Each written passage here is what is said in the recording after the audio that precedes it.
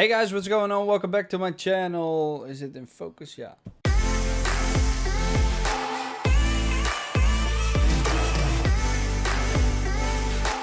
Hey guys, what's going on? Welcome back to my channel. My name is Rico Richardson, and in this episode of No Time Wasted Learning Darktable, we're going to address the Color Zones module.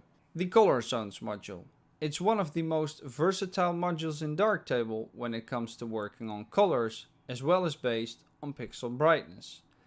It consists of three different tabs: lightness, saturation, and hue.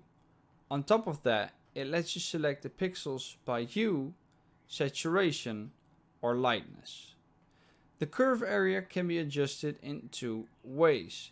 The first way is to create points and move them upwards or downwards to create the desired effect.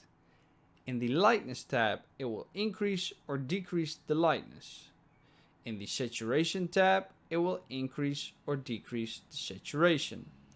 And in the hue tab, it will change the input color to the color that you pick.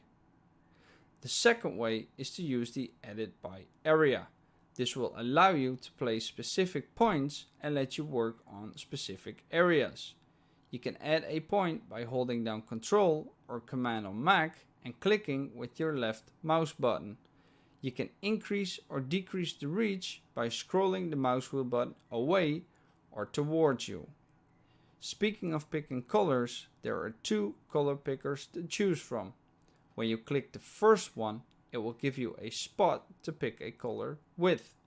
Clicking the second one will show you which area covers the pixels that you've chosen. When hitting Ctrl and the second one, the saturation will be automatically adjusted. The mix slider is nothing more than allowing you to adjust the strength of the Color Zones module. This little box over here is to show you which area of the image, or better said the pixels, are being affected by your changes.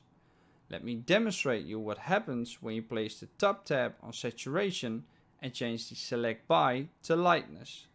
On the left side are the darkest pixels in the image, and on the right side are the brightest pixels in the image.